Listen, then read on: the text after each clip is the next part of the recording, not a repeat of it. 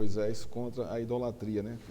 Na verdade, não é a luta de Moisés, né? É o próprio Deus aqui, né, exortando o povo a não cair na idolatria, né? E a nossa luta ainda é hoje, porque muitos de nós não nos prostramos diante de ídolos, né? De imagem, de escultura, né? Feita de barro, de madeira, de mármore e tal. Mas nós temos ídolos no nosso coração.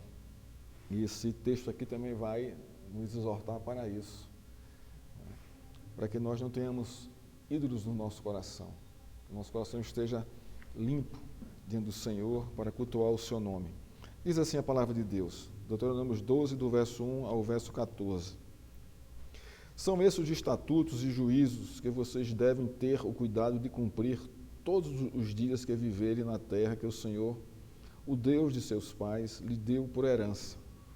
Destruam por completo todos os lugares onde as nações que vocês irão expulsar serviram os seus deuses, sobre as altas montanhas, sobre as colinas e debaixo de toda árvore frondosa. Derrubem os seus altares e quebrem as suas colunas sagradas. Queimem os postes da deusa Aserá. Despedacem as imagens esculpidas dos seus deuses e façam com que o nome desses deuses desapareça daquele lugar. Não é assim que vocês devem adorar o Senhor, seu Deus. Pelo contrário, busquem o lugar que o Senhor, seu Deus, escolher entre todas as tribos para ali pôr o seu nome e a sua habitação.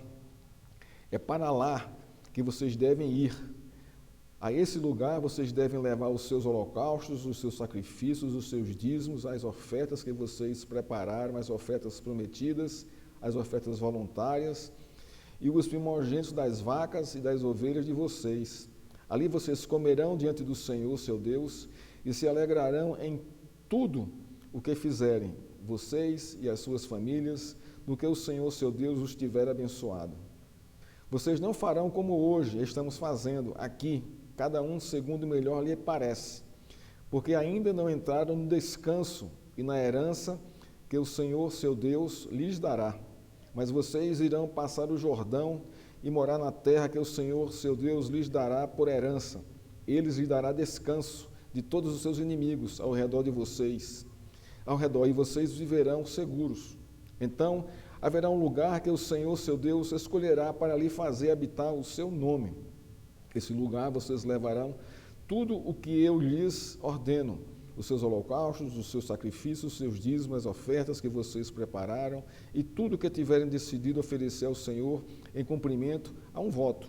E vocês se alegrarão diante do Senhor, seu Deus, vocês e os seus filhos e as suas filhas e os seus servos e as suas servas e os levitas que moram nas cidades em que vocês vivem e que não têm porção nem herança entre vocês. Cuidado! Não ofereçam os seus holocaustos em qualquer lugar que encontrarem, mas no lugar que o Senhor escolher, numa das tribos de vocês, ali vocês devem oferecer os seus holocaustos e ali farão tudo o que lhes ordeno. Vamos orar ao Senhor uma vez mais? Pai, a Tua palavra, Senhor, e nós precisamos entendê-la e aplicá-la ao nosso coração. Por isso, nós necessitamos que o Senhor, Teu Espírito, Senhor, abra o nosso entendimento, abra o nosso coração, para nós nos deleitarmos, Senhor, no Teu cuidado, no Teu amor, no Teu discipulado sobre a nossa vida, Senhor, na Tua provisão, nas Tuas bênçãos derramadas sobre nós. Que assim seja, Senhor, nesse momento. Ajuda-nos, assim te pedimos, em nome de Cristo. Amém.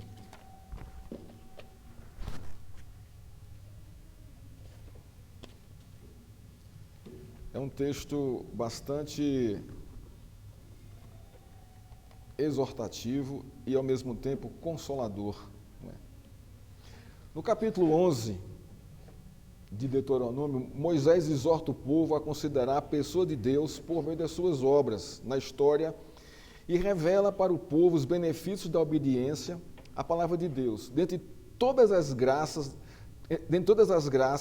né, a da redenção é a mais excelente, não é? Então, Deus está sempre nesse propósito de redimir o seu povo. A redenção é a graça mais excelente de Deus para o seu povo. Moisés, no capítulo 12, exorta o povo que está entrando na terra prometida a obedecer mais uma vez a lei de Deus e aplicá-la à vida cotidiana na terra que estavam recebendo por herança. A exortação de Moisés, nos versos 2 e 3, é para que o povo obedeça os 2 primeiros mandamentos, tomando as seguintes atitudes ao entrar na terra da promessa. Primeira, destruam por completo os lugares do culto que essas nações ofereciam a seus deuses.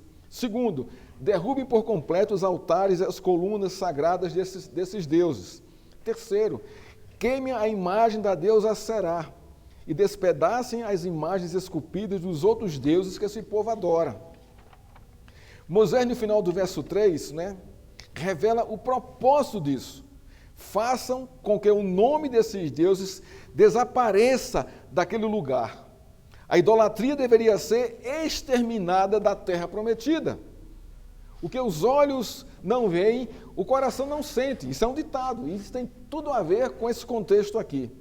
No contexto significa, as imagens dos deuses e os lugares de culto poderiam atrair o coração do povo para a idolatria. Por isso, toda idolatria deveria ser varrida do mapa da terra prometida. O culto a Deus é exclusivo a Ele. Ele é o Deus e Senhor de Israel. Ele é o único e suficiente Deus. É Ele quem determina o lugar e como Ele deve ser adorado. Isso está nos versos 4 a 7. No verso 13, no finalzinho aqui do nosso texto aqui, Moisés exorta com veemência o povo ao zelo do culto a Deus. Cuidado! Não façam culto de qualquer modo, ou como acharem melhor, ou imitando os cultos pagãos, mas conforme Deus revelou em sua lei. Vimos que os benefícios de Deus para o seu povo dependiam da obediência do povo. Haveria chuva, frutos, pastagens, grãos, vinho, azeite, gado. E a vida do povo seria próspera e cheia de filhos, mas tudo isso dependia da obediência à palavra de Deus. No verso 26 a 32 do capítulo 11, do capítulo anterior, Deus revela ao povo claramente os benefícios da obediência e os benefícios da desobediência. Os benefícios da obediência resultariam em bênçãos de Deus, e o da desobediência, da maldição de Deus. Então o povo sabia, que as bênçãos de Deus estavam atreladas, vinculadas a uma obediência grata, sincera, amorosa a Deus. Mas, irmãos, aí nós perguntamos, como nós, seres pecadores imperfeitos, vamos obedecer à palavra de Deus? Nós obedecemos a palavra de Deus na sua literalidade, na sua integralidade? A resposta é não. Mas nós obedecemos na justiça de Cristo. Aí nós obedecemos a palavra de Deus. Naquele contexto ali, o povo obedecia a palavra de Deus por meio dos sacrifícios, dos holocaustos, da expiação pelo pecado do povo. Então a comunhão não era quebrada, a comunhão era sempre restaurada e era obedecido a Deus, porque o culto restaurava, essa relação amorosa, do povo com Deus e de Deus com o povo.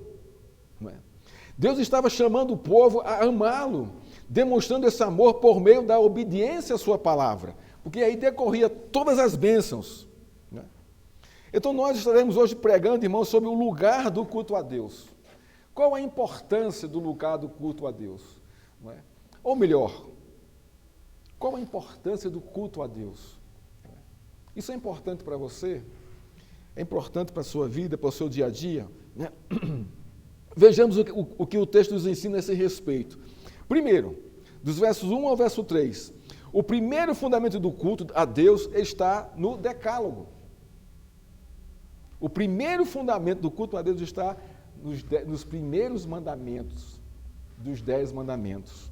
A palavra decálogo é formada pela junção das palavras gregas deca, que significa 10, e logos, palavra, Então, no contexto, significa 10 palavras.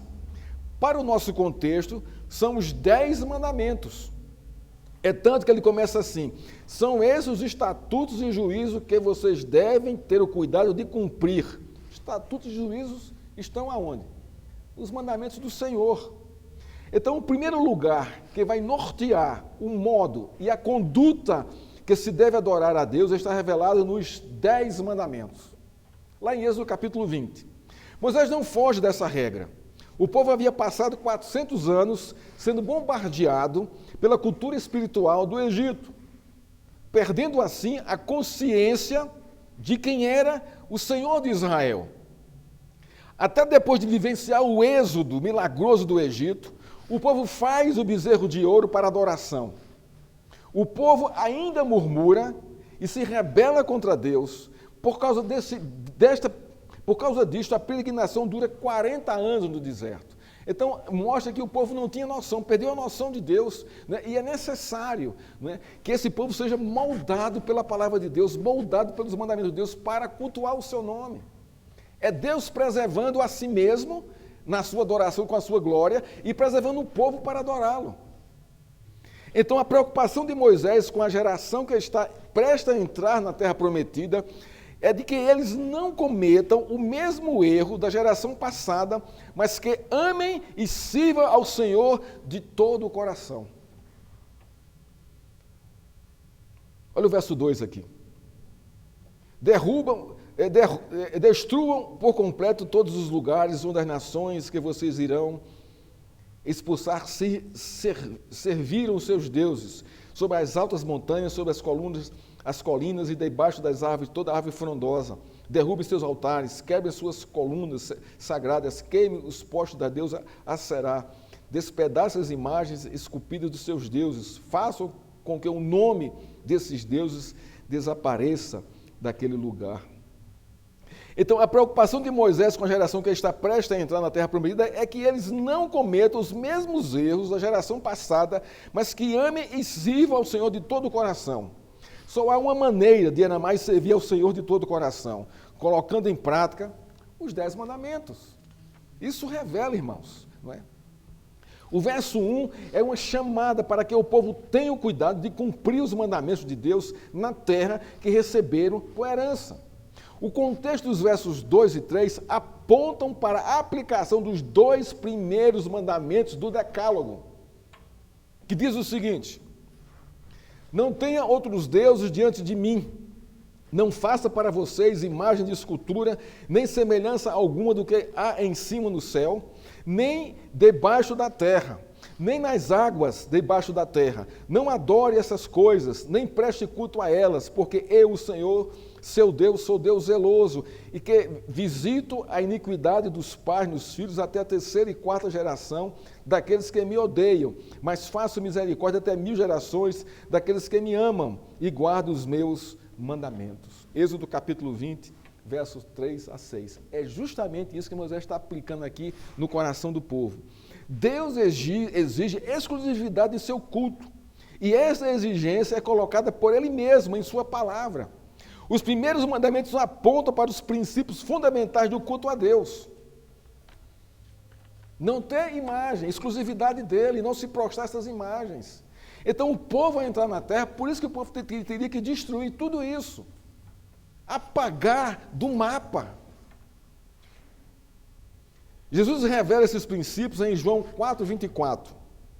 Ele diz o seguinte: Deus é Espírito, e é necessário que os seus adoradores o adorem em espírito e em verdade. Então a gente vê aqui Jesus confirmando os 2 primeiros mandamentos. No Evangelho de João, há 2 princípios básicos no culto, né, colocados por Deus, por meio de Jesus Cristo, nesse texto de João. Primeiro, não há necessidade de imagens, de postes ídolos, de altares debaixo das árvores frondosas. Não há necessidade de se comparar Deus com qualquer coisa ou de vê-lo em coisas como pedra, animais, lua, sol, estrelas. Ele é Espírito. Esse é o primeiro fundamento básico da adoração a Deus. Por isso que ele abomina todo tipo de imagem. Porque essas imagens não refletem quem ele realmente é. Por mais perfeitas que sejam feitas pela mão do homem, não refletem o seu caráter. Porque tem olhos e não veem, tem boca e não falam, tem ouvido e não ouvem, tem pés e não andam, tem mãos e não mexem. Então isso não representa a Deus de hipótese alguma. E não deve ser alvo da nossa adoração, da nossa prostração diante delas. Isso é abominação para Deus. Porque Deus é Espírito, irmãos. E tem que ser adorado em Espírito e em verdade. Ele vai dizer isso mais na frente. O segundo princípio básico aqui. A adoração deve ser pautada na palavra da verdade, isto é, na Escritura. Isso significa nos 10 mandamentos. A nossa adoração ela deve estar pautada nos 10 mandamentos. Quer adorar a Deus, obedeça a sua palavra. Quer amar a Deus, obedeça a sua palavra. É isso que está escrito na Escritura. Moisés e Jesus têm o mesmo discurso, ambos estão dizendo: no culto a Deus não há lugar para a idolatria. Ela deve ser varrida do coração do cristão. No culto a Deus, o coração do crente deve estar entregue totalmente submisso a Ele. Totalmente, irmãos. No culto a Deus, a obediência à sua palavra é o fundamento básico do sacrifício de adoração. É isso que Moisés está dizendo aqui ao povo ao entrar na terra prometida e a ordem para destruir tudo que tem o cheiro de idolatria. Jesus diz em João 14, 21, aquele que tem os meus mandamentos e os guardas, esse é o que me ama, e aquele que me ama será amado de meu Pai, e eu amarei e me manifestarei a ele. Olha só, irmãos, a relação de comunhão, de obediência, de submissão, de adoração aqui, tudo nos mandamentos, porque o mandamento é a palavra de Deus, Jesus é o verbo encarnado. Jesus, assim como Moisés, instrui seus discípulos a cultuar a Deus, obedecendo os 2 primeiros mandamentos. Irmãos, isso é maravilhoso para mim e para você. É referência para o nosso culto, a nossa adoração. Adoração não é a igreja, não é o pastor, não é o presbítero, não são as pessoas que fazem parte da igreja, elas não são objeto nem o alvo do nosso culto. Por isso nós não temos imagem aqui de espécie alguma, porque a nossa adoração ao Senhor, ela se fundamenta nos 2 primeiros mandamentos. E é isso que Moisés está fazendo aqui com o povo. Por quê? Porque as bênçãos de Deus são derramadas a partir dessa relação de obediência ao Senhor. Segunda lição que esse texto nos ensina. O segundo fundamento do culto a Deus está baseado em como Deus quer ser adorado. Versos 4 a 7. O que o texto diz? Não é assim que vocês devem adorar o Senhor, seu Deus. Pelo contrário, busquem o lugar que o Senhor, seu Deus, escolher entre todas as tribos para ali pôr o seu nome e sua habitação. É para lá que vocês devem ir. A esse lugar vocês devem levar os seus holocaustos, os seus sacrifícios, os seus dízimos, as ofertas que vocês prepararam, as ofertas prometidas, as ofertas voluntárias e os primogênitos das vacas, das ovelhas de vocês. Ali vocês comerão diante do Senhor, seu Deus, e se alegrarão em tudo o que fizerem, vocês e as suas famílias, no que o Senhor, seu Deus, os tiver abençoado. Olha que coisa linda isso aqui. Os versos 4 a 5 é uma advertência clara e objetiva de Moisés ao povo quanto ao modo e o lugar do culto a Deus. Não é assim que vocês devem adorar o Senhor, seu Deus. Pelo contrário, busquem um lugar que o Senhor, seu Deus, escolher entre todas as tribos, para ali pôr seu nome. Sua habitação é para lá que vocês devem ir. Moisés faz um contraste aqui com a realidade dos cultos pagãos, né, e o culto ao Senhor. Primeiro ele diz, vocês não devem adorar assim, isto é, não devem adorar como os pagãos adoram, não devem haver sincretismo religioso, nem imagens, nem lugares sagrados, nem relíquias, nem santinhos, nem lenço ungido, nem fogueira santa, nem água benta, nem adorá-los como você acha que deve adorá-lo. O culto a Deus não é fruto da imaginação humana, isto é, abominação diante de Deus. Não é, irmãos? O culto é para Ele, é Ele quem decide, é Ele quem diz como quer ser adorado. Isso está exposto em Sua palavra e na pessoa de Jesus Cristo. Segundo, ele diz, pelo contrário, no verso 5, submetam o seu lugar escolhido por Deus para a adoração. Isso significa que nenhum homem determinaria ou determina qual lugar deve ser o lugar do santuário. O Senhor elegeu o tabernáculo, aqui no contexto, como lugar de adoração. E após, elegeu Jerusalém como lugar definitivo de adoração. E hoje o Senhor elegeu quem como lugar de adoração? A igreja? O templo? Não, o nosso coração, irmãos. O nosso coração hoje é o altar do Senhor. É o templo do Senhor, para adorarmos o Senhor. É o nosso coração, é a nossa própria vida. Nós somos santuários do Deus vivo. Então, a minha adoração é dentro de mim. E ela se reflete para os outros através da minha obediência, da minha submissão à sua palavra. O povo deveria evitar todos os lugares associados aos cultos cananitas. Deveriam se unir ou se reunir somente no lugar divinamente escolhido. Este seria o lugar estabelecido por Deus para a sua habitação. Este lugar seria identificado pelo tabernáculo e pela arca dentro dele. O tabernáculo e a arca, que continham as tábuas da lei, era o lugar de encontro entre Deus e o seu povo.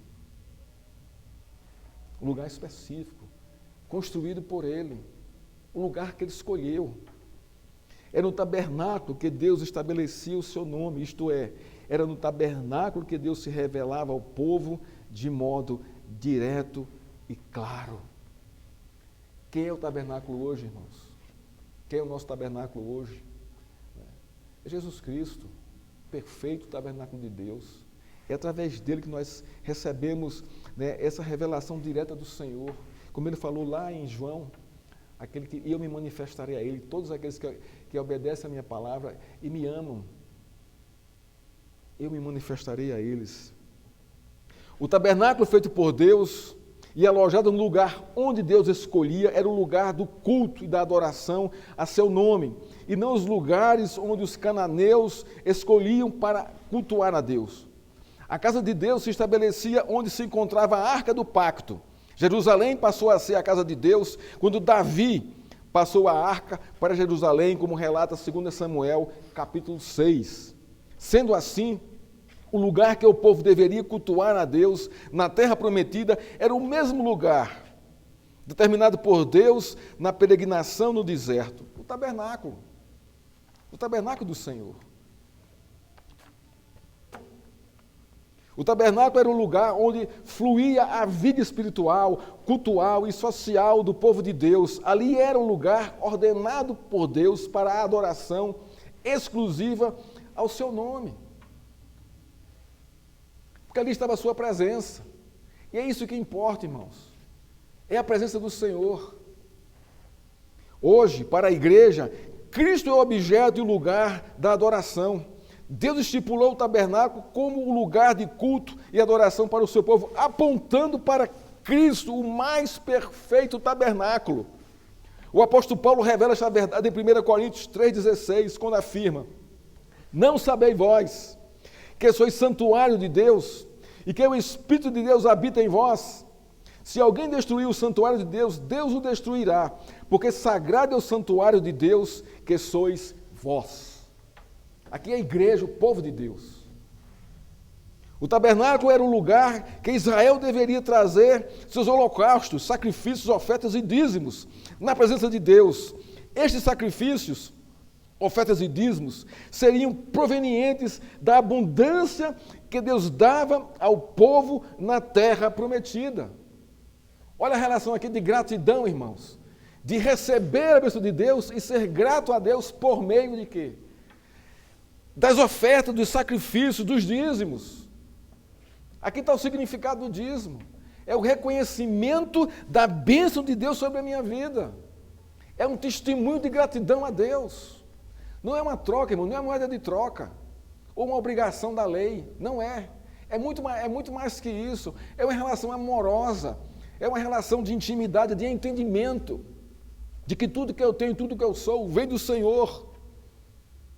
Assim como Deus cumpria sua promessa de bênção sobre a terra, trazendo prosperidade dos grãos, dos frutos, dos pastos, das crias, e sobre o povo, dando filhos, vida e saúde, os sacrifícios e as ofertas trazidas a Deus significavam a gratidão e o reconhecimento da bondade de Deus como o Senhor provedor do povo. Essa é a aplicação para a nossa vida, irmãos. Esse reconhecimento da bondade de Deus em gratidão como o Senhor que é provedor da nossa vida. Observe o verso 7. O que diz o verso 7 aqui? Ali vocês comerão diante do Senhor, seu Deus, e se alegrarão em tudo o que fizerem, você e suas famílias, no que o Senhor, seu Deus, estiver abençoado. O que está em questão no culto a Deus, no tabernáculo, é o reconhecimento e a gratidão alegre por causa das bênçãos de Deus sobre o povo. Observe bem o contexto do verso 7.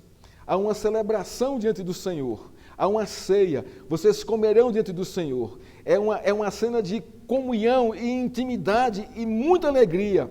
Há uma satisfação do céu que desce à terra e há uma alegria da terra que recebe do céu essa satisfação de Deus.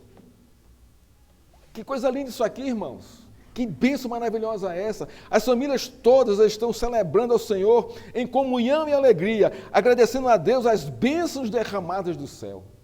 Através de quê?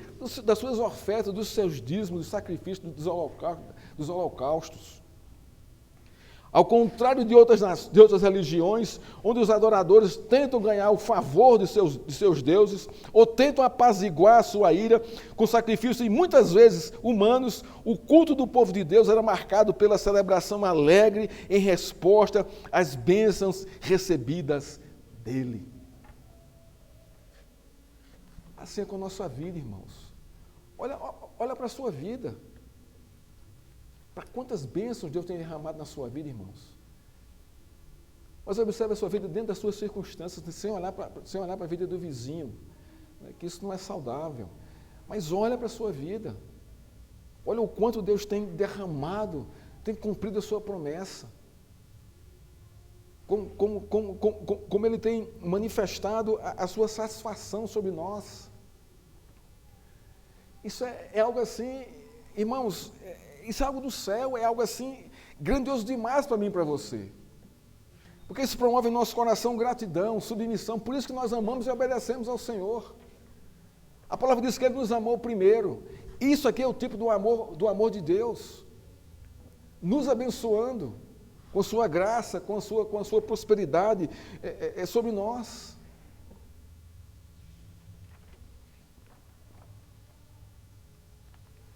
O terceiro ensino que esse texto nos aponta, irmãos, que o lugar da adoração é o lugar de descanso. Versos 8 a 14 do texto aqui. Vocês não farão como hoje estamos fazendo, aqui cada um segundo melhor lhe parece, porque ainda não entraram no descanso e na herança que o Senhor seu Deus lhes dará, mas vocês irão passar o Jordão e morar na terra que o Senhor seu Deus lhes dará por herança. Ele lhes dará descanso de todos os seus inimigos ao redor de vocês, e vocês viverão seguros. Então haverá um lugar que o Senhor, seu Deus, escolherá para ali fazer habitar o seu nome. A esse lugar vocês levarão tudo o que eu lhes ordeno, os seus holocaustos, os seus sacrifícios, os seus dízimos, as suas ofertas que vocês prepararam, e tudo o que tiveram decidido oferecer ao Senhor em cumprimento a um voto. Vocês se alegrarão diante do Senhor, seu Deus, vocês, os seus filhos, suas filhas, os seus servos, as suas servas, os levitas que moram na cidade em que vocês vivem e que não têm porção nem herança de vocês. Olha que coisa linda isso aqui, irmãos. Os versos 8 a 12 parecem uma repetição dos versos anteriores, mas o verso 10 traz uma diferença. O verso 10, após passar o Jordão, Deus daria descanso ao povo e viveriam seguros. A palavra-chave que trouxe consolo ao coração do povo foi descanso.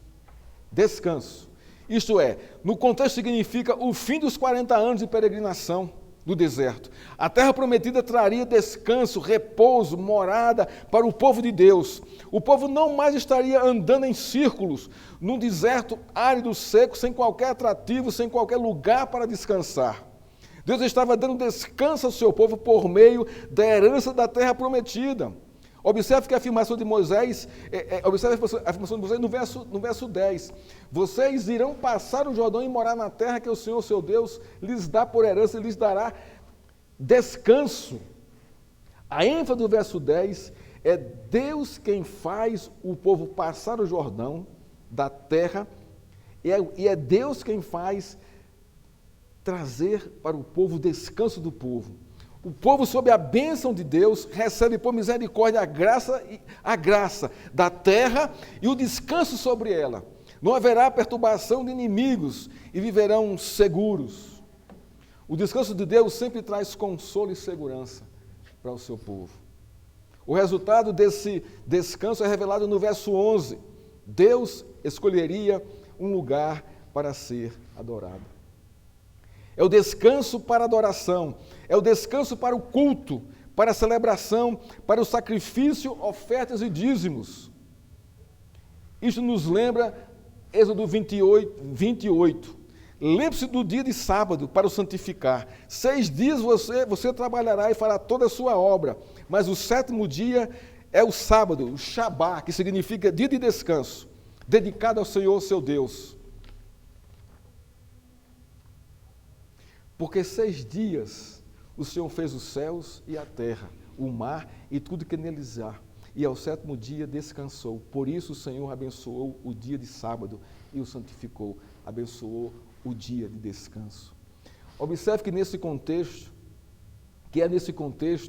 e no lugar escolhido por Deus, que o povo oferecerá a Deus seus holocaustos, sacrifícios, dízimos e ofertas. Haverá grande alegria na prática dessa liturgia.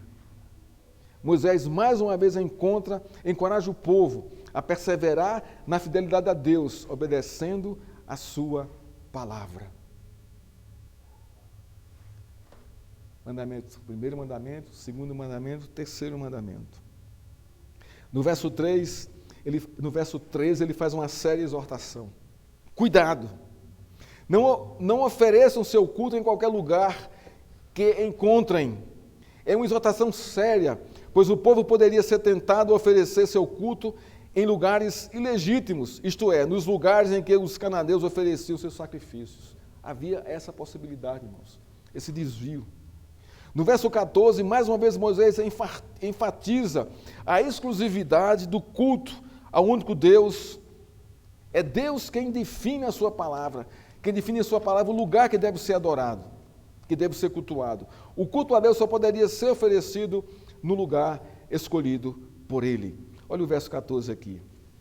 Mas, no lugar que o Senhor escolher, numa das tribos de vocês, ali vocês devem oferecer seus holocaustos e ali farão tudo o que lhes ordeno. Em cada tribo, Deus determinou o lugar de adoração. Esse é o ponto aqui. Mas foi Deus que determinou o lugar de adoração. E como deve ser adorado. Concluindo nossa meditação de hoje, irmãos. Moisés aponta os benefícios da obediência amorosa a Deus e revela o amor de Deus por seu povo através da história de Israel. Amá-lo deveria ser uma atitude natural, revelada na obediência à sua palavra. A grandeza do Senhor foi revelada por Ele como Criador de todas as coisas, por sua poderosa mão e o seu braço estendido em favor do seu povo. O povo de Deus deveria considerar atentamente, irmãos, a história da redenção de Deus na criação, na formação do seu povo, através da libertação do Egito, na caminhada no deserto por 40 anos, na entrada da terra prometida e no local determinado por Ele para a adoração. Jesus Cristo, irmãos, o Filho do Deus vivo, veio a este mundo com o propósito de levar o povo de Deus a amá-lo e servi-lo e cultuá-lo de todo o coração. A crucificação, a ressurreição e a exaltação de Cristo em favor do seu povo é o fundamento da igreja. e do culto a Deus. Cristo é objeto do nosso culto, irmãos. Jesus diz em João 4:23, mas vem a hora, e já chegou, em que os verdadeiros adoradores adorarão o Pai em espírito e em verdade, porque são estes que o Pai procura para seus adoradores. A bênção de Deus para o seu povo, que estava entrando na terra do descanso, estava vinculada à obediência amorosa ao seu povo e ao culto, irmão, e ao culto. Nosso descanso em Cristo está vinculado à nossa submissão à sua palavra e o culto que prestamos a Ele. Algumas aplicações, irmãos, para a nossa vida prática. Leia as Escrituras. Leia as Escrituras. Conheça a história da lealdade de Deus em sua aliança. Assim como Ele é leal com você, responda na mesma maneira, cultuando da maneira correta o seu nome e amando a sua pessoa. Ame de todo o seu coração, toda a sua razão, toda a sua inteligência e força. Conheça e confie na sua justiça. Ele é o nosso Redentor, Ele é o nosso Senhor, Ele é o objeto do nosso culto. Saiba viver cultuando a Deus em gratidão e alegria todos os dias da sua vida, todos os dias. Lembrando-se sempre de que tudo que somos e que temos vem dEle. Ofereça-se a Ele como oferta de gratidão a Ele. Irmãos, que Deus nos abençoe e nos fortaleça. Vamos ficar de pé? Vamos receber a bênção do Senhor. Ó Deus, obrigado pela Tua palavra, Pai. Obrigado pela Tua graça sobre nós e pela maneira que o Senhor nos leva a Te cultuar, Senhor. Reconhecendo, Senhor, a Tua boa mão sobre nós, as Tuas bênçãos derramadas sobre nós. Obrigado, Senhor, em nome de Jesus, por Cristo e pela Tua palavra que hoje ouvimos, Senhor. Que a graça do nosso Senhor Jesus Cristo, que o amor de Deus e que as doces consolações do Espírito Santo esteja com essa igreja e com todo o povo de Deus espalhado sobre essa terra. Ora vem, Senhor. Amém, Senhor. Amém, irmãos. Poder sentar, irmãos?